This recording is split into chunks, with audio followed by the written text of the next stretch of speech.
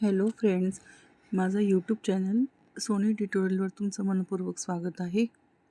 आज आपण SY com 212 ह्या बुक्सचे IMP बघणार आहोत. अभ्यासाला सुरुवात करण्याआधी तुम्ही माझ्या चॅनलवर जर नवीन असणार तर चॅनलला सबस्क्राईब करा. तुम्ही सबस्क्राईब केल्याने मला आणखी व्हिडिओ बनवण्यासाठी प्रोत्साहन मिळते आणि तुम्हाला माझ्या व्हिडिओचे नोटिफिकेशन सर्वात आधी मिळेल. व्हिडिओला लाईक करा आणि तुमच्या फ्रेंड सर्कलमध्ये शेअर करा, जेणेकरून इतर विद्यार्थ्यांना पण IMPचा फायदा मिळेल. तर चला आता आपण IMP बघूया.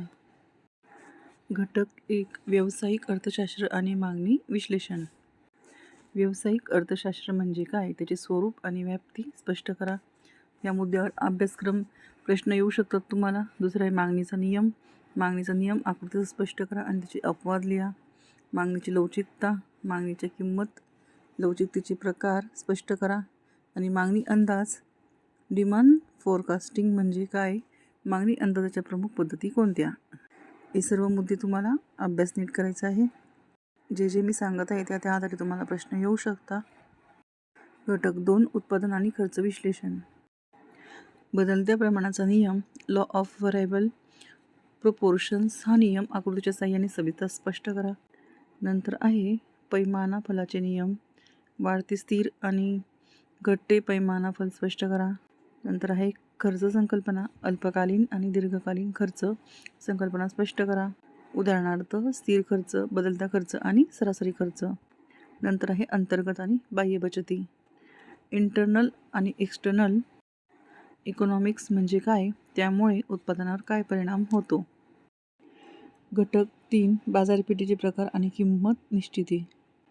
पूर्ण स्पर्धेची वैशिष्ट्ये सांगून या बाजारपेठेत किमती निश्चिती कशी होते ते स्पष्ट करा. नंतर आहे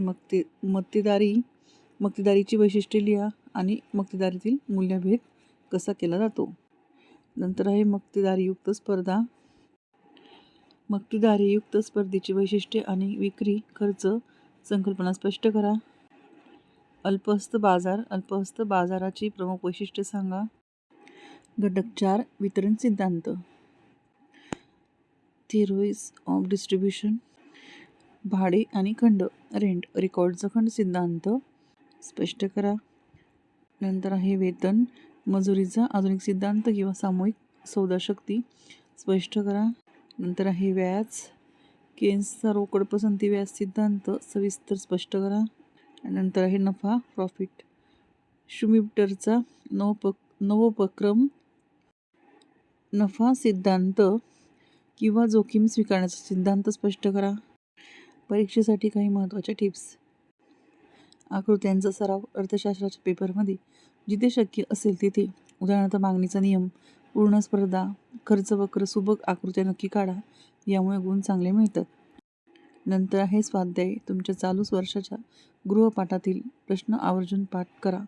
त्यातील अनेक प्रश्न मुख्य परीक्षेत जसेच्या तसे विचारले जातात.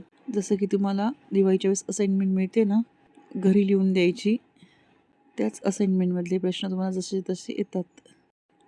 प्रश्नाचे स्वरूप, परीक्षेमध्ये 5 गुणांचे प्रश्न विचारले जातात.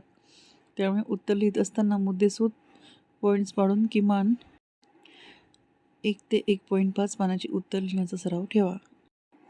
परीक्षेच्या तयारीसाठी आणि अधिक मार्गदर्शनासाठी तुम्ही हा कॉम 212 IMP क्वेश्चन्स व्हिडिओ पाहू शकता, ज्यामध्ये या विषयाचा संभाव्य प्रश्नाचे सविस्तर विश्लेषण केले आहे. तर तुम्ही मागीलही प्रश्नपत्रिकांचं ॲनालिसिस करू शकता मागील वर्षाच्या. त्यामुळे तुमच्या लक्षात येईल जास्त कोणते प्रश्न विचारले जातात. आणि मी सांगितलेले घटक IMP मुद्दे त्यावर सुद्धा प्रश्न येतीलच. तरीसुद्धा तुम्ही पूर्ण बुक्समधलं थोडं वाचून सर्व विषयांचा अभ्यास करायचा, सर्व लेसन्सचा. आपल्याला कॉपी करायची नाही आहे, तर माझ्या भाषेत तुम्ही उत्तर लिहायचं आहे. सर्वांना बेस्ट ऑफ लक हे पेपरसाठी.